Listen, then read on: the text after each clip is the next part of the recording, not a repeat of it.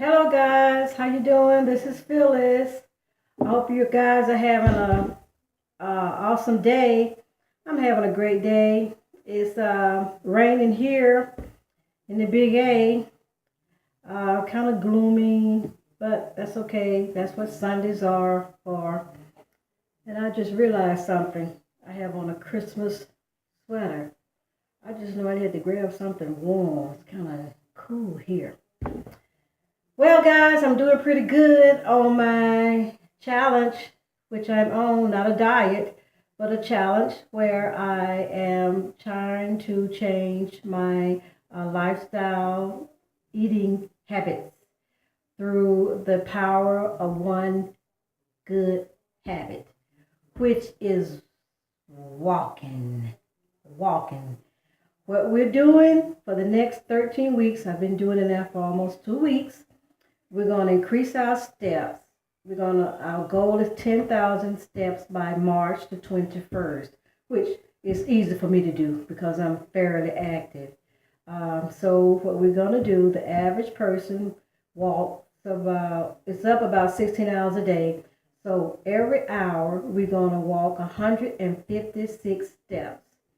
So guys, you're going to walk with me. You can catch up. You can get your speedometer and track your steps, 156 steps an hour. And when you can't go outside, you can walk in your house. Move. Just move.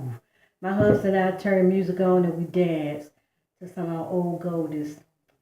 We slow drag too. I don't know if you all slow drag, what you call it, but we do that too. But 156 steps, okay?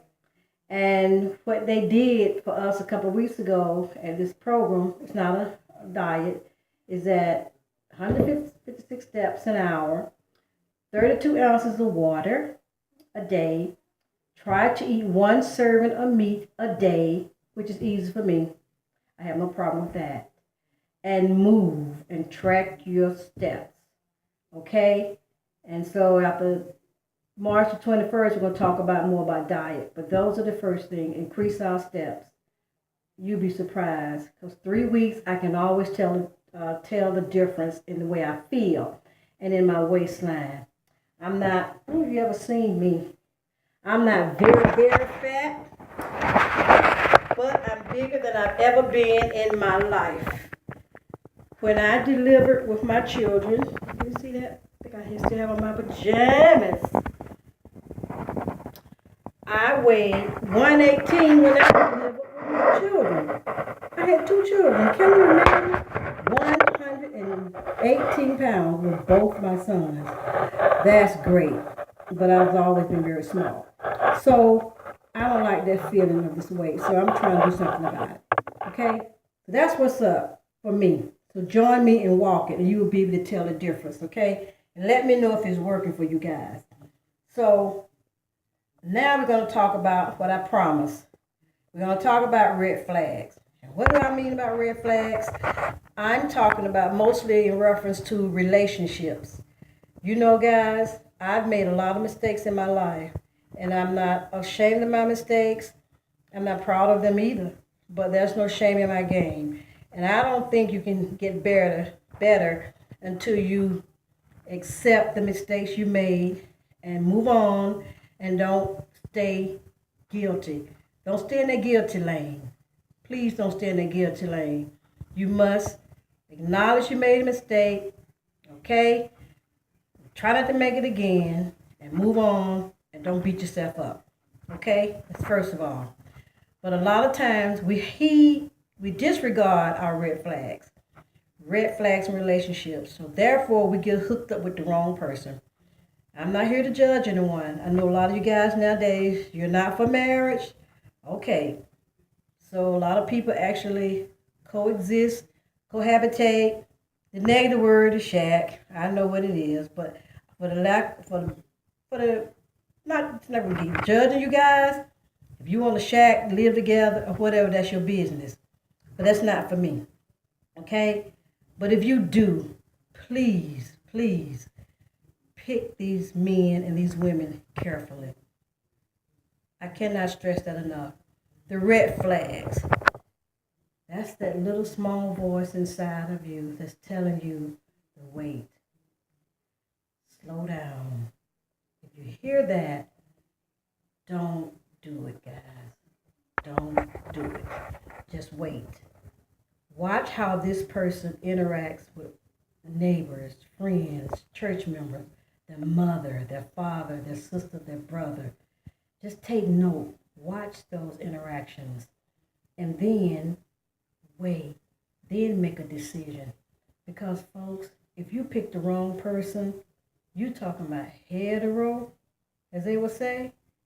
It is. It's just like having a pact with the devil. You need to be as compatible as possible, economically, in education, culture, or whatever. I'm not saying I'm not against any different cultures married. Don't get me wrong. I'm not against interracial relationship, but you need to be as compatible as possible. How does this person spend money? What is this person views about money? What is this person views about children? Where we're going to live? But you know why we can't talk about these things? Because we're so caught up in the romantic phase of the relationship. And we can't see beyond the flowers, the gifts, the dinners, the theaters, the trips. I know I've been there. I know. But I want you guys to think about this. Please, please. Before you get married, ask yourself this question. Why marriage? Why should I live together if you're not going to get married? Why marriage? Why now? And why this person? There are a lot of questions you can ask yourself before you say I do or before you move in. But those are serious ones. What is about this person? Why should I marry this person? Why should I move in with this person? Why now? So think about it. And heed those little red flags. Sometimes it may be a pole. May not be a red flag, maybe a big pole. Before I go, I'm going to tell you a story about my girlfriend. She met this guy. She was head over heels for this guy. Head over heels for this guy. She planned this big wedding. 14 bridesmaids, 14 groomsmen, 4 ministers. Because she couldn't decide which minister she wanted to actually do the wedding. So there were 4 ministers. Bridesmaid, I was 1. Maid of honor, flower girls, 2. Watch bearer, ring bearer, okay? 9 yards, whole 9 yards. Beautiful dress she made. She made my dress, made most of our dresses. She told me, I didn't find out this till later. She told me that while she was in the room waiting for the party, the minister to come get her, to walk her down the aisle, something told her not to do it, but she did not heed that red flag, which was really in her case a pole.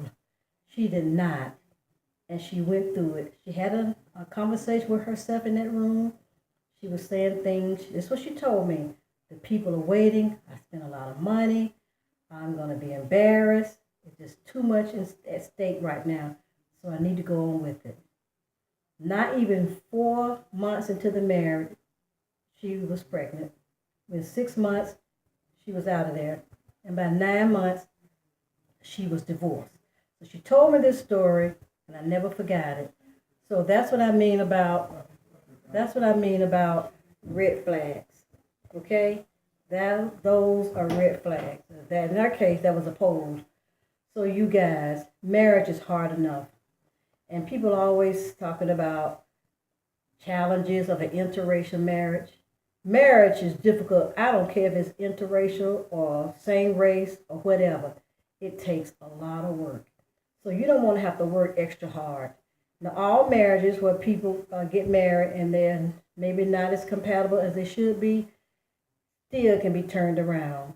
But it takes a lot of work, a lot of counseling, and a lot of extra effort on each person's part to make it a success. So remember, why marriage? Or why move in? Why this person? And why now? Okay? So don't disregard your red flags. And don't say I do. Or move in until you are sure. Take care, guys. And I'm in your corner. Bye-bye.